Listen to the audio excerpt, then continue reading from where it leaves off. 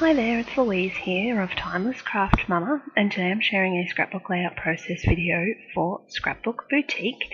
Now you'll see two layouts come up here, and that's because I've decided to create a layout in two different ways. So the first layout I'm going to show you is just a really easy to do paper layout that uses some of the Echo Park Petticoats and Pinstripes collection. Perfect for boys of all ages. And the first thing I want to do is go through and just show you what comes in the paper collection kit. So there's lots of navy, there's wood grain, there's some yellow, some red, and really great neutral colours that you could use to scrap those boys or men in your life. So just having a look through the papers and the sticker sheets that come in the collection kit, you can see that there's a bit of variety as far as there's some bright colours, some more muted tones, and they really are so easy to coordinate because they just all work together, which is the bonus of a collection kit. So I've picked out a couple of the papers that I know I want to use, and I've got my photo ready to go. I'm also using a sketch again in this particular case to show you how I'm going to use this collection, and of course with thanks to sketchsavvyblogspot.com for the use of their sketch. And I'm just going to flick through and pick out a couple of the papers that I want to use. So I really like this circle pattern for the background, so that's going to make up the main part of my page. And because I'd only picked one photo for this layout, I had to fill that square that was off to the side. So I'm actually going to use one of the saying cutouts from the papers, and that's going to make part of this layout. So I'm just going to mount my photo on that sort of navy cardstock just to help it pop out of the background. And I knew I wanted a circle, so I've dug out my circle cutters, and what I found was I didn't have a circle big enough. So I've gone with a very technical technique here, taking a plate from my dinner set and tracing around with a pencil and just cutting that out to get me a circle of the size that I want. Now look, I could have done this on my Cricut and cut a circle, but honestly in the time it was going to take to turn on my Cricut, load the paper, set it, cut it, it really was just going to take too much time. It was much quicker and easier to just borrow a plate from my dinner setting and cut that circle out. So I'm working down the side of the layout now, and again you can see that this particular page that I'm starting to build, it's got a lot of pattern, okay, but when they're in coordinating papers like this, you don't need to worry about them too much. So what I found is, you can get away with having quite a bit of pattern on these particular final pages because they all coordinate. Everything that comes in that kit works together, and it really is, it's a no-brainer putting a layout together because everything coordinates so well. Now I've had a little play around with a couple of the elements, and I'm looking at what I'm going to stick where and how I'm going to build this particular page. So I've got this cluster ready down the side, and the sketch had another element in the background of it, so I was looking at that hexagon pattern to see if I could put that into the back of the layout, but what I found was that was too much pattern for my particular tastes. So some people might like that, but for me it was just too much pattern. Now I am sticking to the sketch fairly closely because in this particular case I wanted to show you two layouts from the one collection. So I have stuck to the sketch quite closely because I want to be true to it in both the finished products of this layout. So again with some more pattern. Now in this particular case I'm using the sticker rather than the paper. So the sticker sheet came with some really awesome matching or coordinating elements and colours that were going to work quite well with this layout. So you can see that just by adding a little bit more pattern it still blends in, but it's not over the top either. So I'm pretty happy with the background elements that I've got going on here, and now I'm going to have a look at some of the cluster area that's on that left hand strip of paper. note to self when cutting out a circle with my cutters, try and get a higher quality white paper. I was just using ordinary old paper. I probably should have dug out some cardstock because it kept tearing, but in the end I got what I needed. So what I'm doing is, because I haven't got any chipboard elements for this particular layout, I have simply just not made my own, but I've made my own dimension. So that little cutout sticker that I've got there mounted on white, I'm going to pop on some foam tape just so that it does actually jump off the page at you a little bit. Now I have decided that I'm going to put some extra pattern paper behind this, let's call it a project life card, because that's sort of what it is to me. I would call it a project life card. So I've put some paper behind that project life card and put those foam elements onto the little circle title. So the next step I'm going to do is I'm going to pull out my journaling. Now I have done my journaling on the computer, and I'm simply just going to trim that up and get that ready to go onto the page. The sketch did have the journaling in this particular location, so again I am staying true to the sketch and popping my journaling in the positioning that it had on the sketch. So staying in line with the final product of this particular sketch. Now, as you'll see if you keep watching this video down the track, some of the elements I'm going to stick on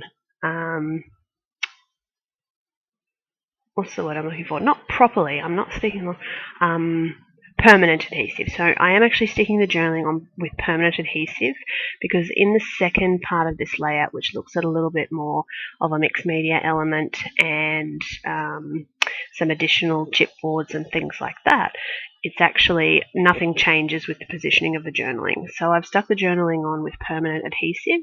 That's where it's going to stay.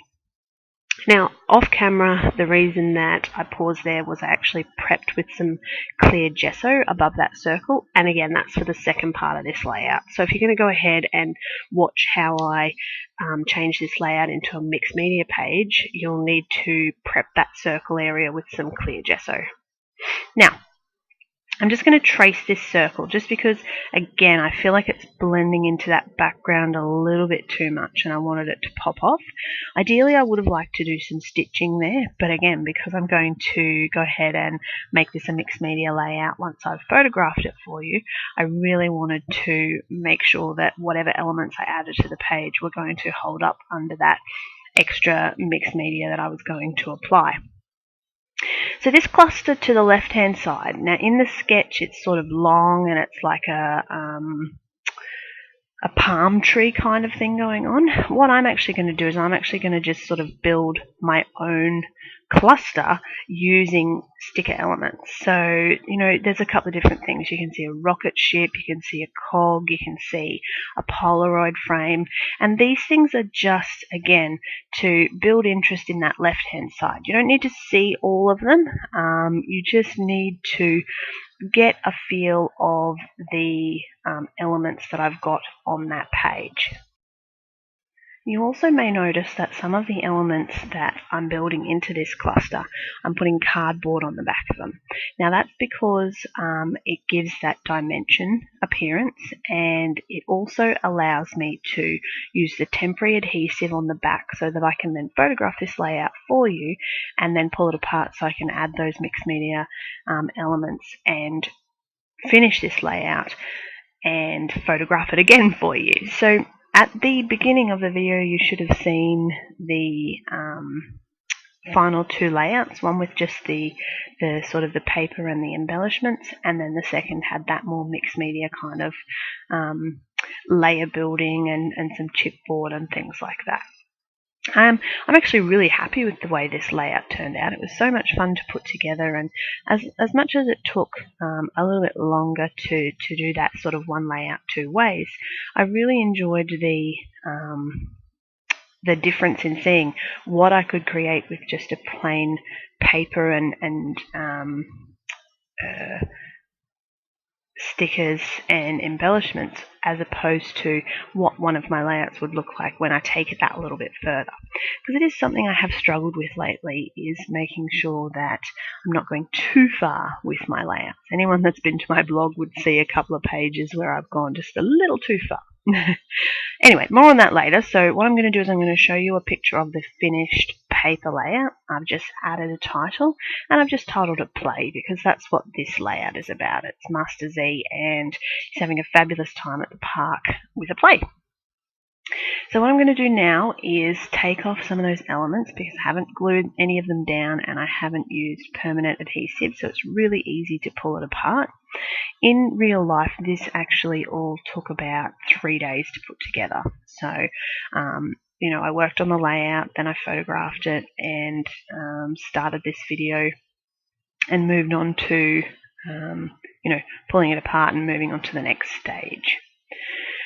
So with the mixed media element, what I've done is I've taken some of the Finnabar Art Alchemy acrylic paint in metallic deep waters, and it's this beautiful sort of navy colour that when I saw this collection I thought, oh, I'm going to be able to use some really nice navy paints and colours and elements in this particular layout. So what I'm doing is I'm using the packaging technique mixed with some water, and then I'm spreading colour around and dabbing it off, and then same thing on the left hand side but with a paintbrush. Now you'll see me there, I'm looking at maybe spreading some of that colour around down the bottom of the page, but I didn't want to damage my journaling, which I'd already permanently stuck down, so I have actually opted not to add any colour to the bottom part of the layout. And I think in the end that actually worked, because it meant that the layout wasn't so busy as far as that bottom section, because you'll see now that I'm adding some mixed media elements, it is starting to get a little bit more detailed. One of my favourite things to use at the moment is a doily as well. I don't know why, but they seem to give really good interest in the back of a page without being that complicated. So I'm going ahead and taking some chipboard elements from my stash. Now the thing with chipboard is do not ever waste the negatives. And you're going to see why, because even though the chipboard circle that you can see in the video there is a chain, what I'm actually going to use is I'm actually going to use the outside, so the wasted part. So once I paint that up in that same deep waters colour that I've used in the background, you'll see it's actually quite a cool element, and it really does give extra interest and dimension again to this page. Now the other thing that I also did just before was mounted my photo on some cardstock, and again adding some interest, adding a bit of dimension, and just building layers and colour. Alright, so this little arrow, I felt like I already had enough blue. One of the other colours that was quite prominent in this collection and this layout was the yellow, and it's a funny kind of yellow. It's like a mustardy sort of yellow. So I've taken that and I'm going to paint that chipboard as well. And then with the leftover paint, I'm going to add some water and just use my paintbrush to drop some splatters of that all over the layout. So I'm not sure how well you can see this, but the final effect when you see the layout is very, very cool. So a little bit of cleanup off camera, and we're going to get stuck into popping the final parts of this layout together. So I've cut that chipboard in half, and I'm going to spread that around the page, just because again we're looking at building interest in different areas. So I'm just going to fiddle around and work out where I want to put all these items and make sure that I'm happy with the final result of this layout. So the chipboard, and all I do is just glue that down with tacky glue once I'm happy with the positioning of it. So finally the arrows and everything else is going to get stuck on once I have decided that I'm happy with the positioning. So I'm using tacky glue because when I'm sticking to things like clear gesso and acrylic paints and things on a layout, the tacky glue does just give it a little bit of extra stick. So making sure that it is going to last as far as the longevity of the layout is concerned. So gluing on those final elements, I'm going to actually pop a little bit of cotton into the background as well, making sure everything's glued down and looking exactly how I want this final layout. So this was really fun to put together, and I hope that you've enjoyed seeing this layout two ways.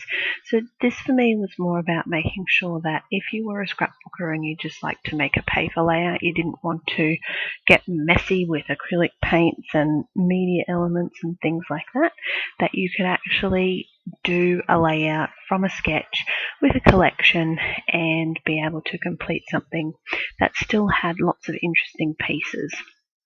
If you were feeling a little bit more adventurous and you wanted to have a go at a mixed media kind of layout, then this would certainly be a fun way to start. I have also added a little bit of extra to my title in this final mixed media layout, and that's just to show you how you can take it from that sort of paper layout and just add a tiny little bit of extra interest. So this layout, to have its finishing touches, just has a couple of black splatters, and then it's all done and ready to go. Hopefully you've enjoyed this. I'd love to hear your comments on this one layout two ways. Please feel free to pop by my blog at Timeless Craft Mama. Don't forget to check out Scrapbook Boutique for a huge range of scrapbooking and paper crafting supplies.